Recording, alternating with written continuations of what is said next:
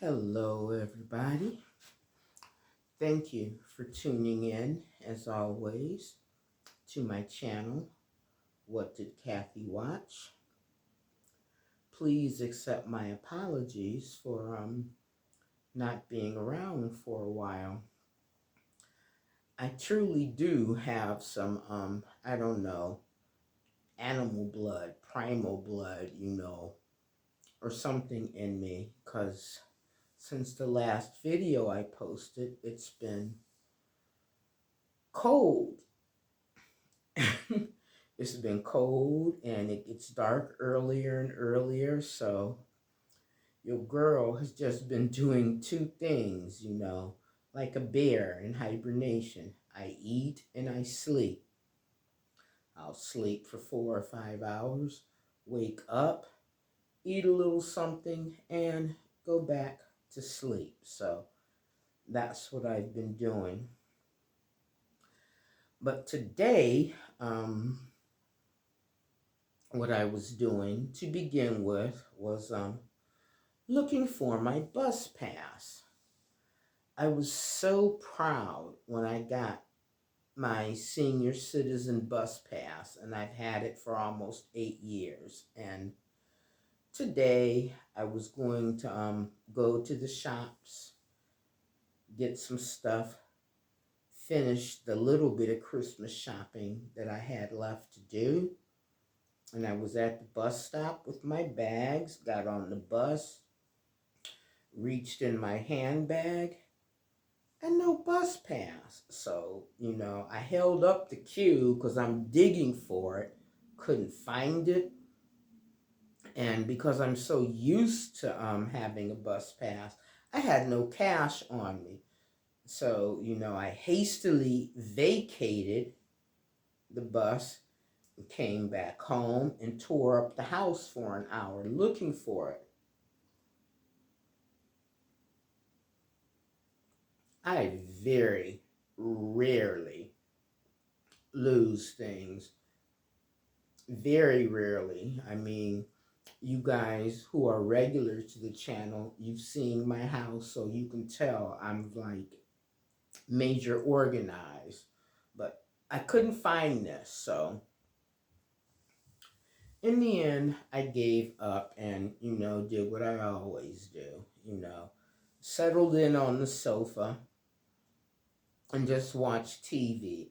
Although, actually, I didn't do what I always do, because maybe 3 or 4 years ago, if I had lost something and couldn't find it, I would freak. This would be a cause, for major upset. It would give me an angina attack. But this time I was like, it's got to be somewhere in the house. You spent all this time looking for it. We're not going to stress. It's here, and we're not going to look for it any longer. And having reached that decision, I then phoned Dundee City Council and told them I had lost or misplaced my bus pass. And they were like, no problem. You're in the system. It'll take 7 to 10 days to send you a new one. So I'll just be patient. And after that was actually when I settled in to watch TV. And what I watched today was like, when I tell you what I watched today, you'll probably wonder why I watched it. You'll probably be like, it's the Christmas season. Why didn't you watch a Christmas movie?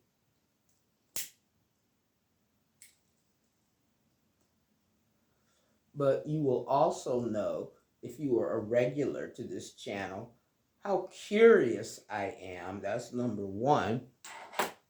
And number two, I'll pretty much watch anything.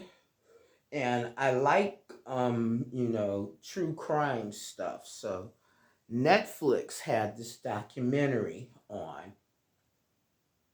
And you'll also know that titles intrigue me. as a poet, the way words are strung together intrigued me. So Netflix had this documentary that was called All the Empty Rooms.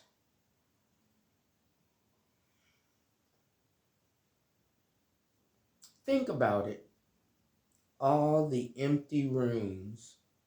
Doesn't that just intrigue you, that title? Plus, it was only 35 minutes long, so I'm like, okay, I'm going to watch this. If you're American and if you're of a certain age, then you may be familiar with the name Steve Hartman. He's an anchor for CBS News and has been for many years. So this was a documentary he did. And it's about, this is really grim, I'm sorry. This is about the parents of children who were killed in the numerous American school shootings. And not only was it about them with pictures and stuff, he had stats. And you know how I like to learn new things, good or bad. I learned something new today. Since the Columbine shooting, there have been 132 school shootings in America every year. Now, just because I no longer live in America doesn't mean I don't care about what happens. My family is in America. I have nieces, nephews, great nieces, great nephews. I have friends with children. All the people I loved first are there. So learning that stat, it did. It made my chest hurt. Anyway, Steve Hartman profiled just 4 families who had kids who died in school shootings. And he interviewed them, and all 4 families said the same thing. They were like, they keep their children's room the same because it helps them to deal with the loss.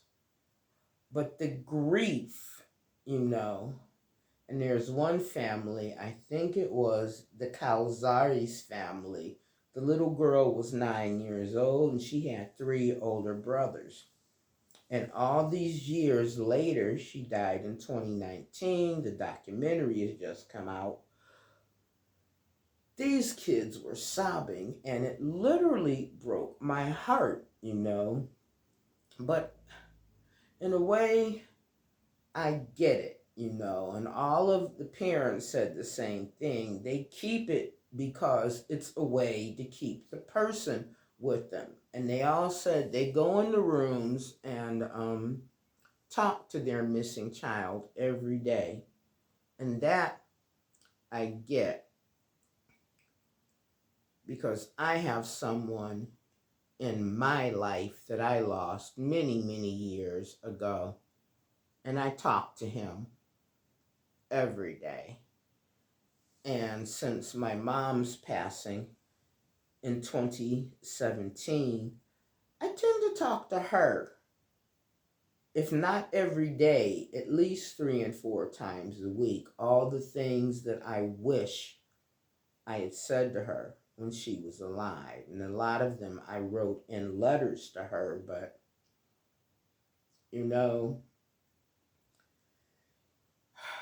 I get it. If you want to watch something like that, it's on Netflix. It's a documentary. It's only 35 minutes long, and it's called All the Empty Rooms. And it was beautifully done, and the editing was spot on.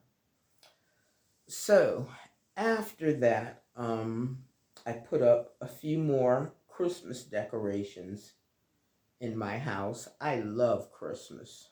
I really do. Christmas brings back childhood to me. My mom loved Christmas. So I tend to go wild with the decorations. I put the tree up first, and you can see the trees behind me. But once I do that, I spend maybe another 4 or 5 days putting wee little things up, like tinsel and stuff on the fireplace. And there's a big wreath now in my living room window that my friend Judy made for me many years ago. That's hanging in my living room window facing outward. So people who, you can probably see it, the shadow of it in the window behind me. But I like to hang it there so people who are walking down the street can see it. So, after that, I watched, and again, it's a weird thing to watch, and it will be a weird thing to watch for most people during the Christmas season. My friend John, he's probably watching things like Elf and The Grinch, and his favorite thing are those cheesy Lifetime Christmas movies. And I like Christmas movies too, but having said that, I'm old school, as you will well know. I like to watch stuff like Frosty the Snowman and the original Dr. Seuss, How the Grinch Stole Christmas, or my favorite, my absolute favorite, A Charlie Brown Christmas, which is why I call my tree the Charlie Brown Christmas tree, because it's all little. And until everything gets filled in, it just looks all scrawny and stuff. Anyway, one of my favorite books is Push. And Push is barely, 120 pages, but I read it maybe 3 or 4 times a year. So since I had recently reread it, I thought today I would revisit the video.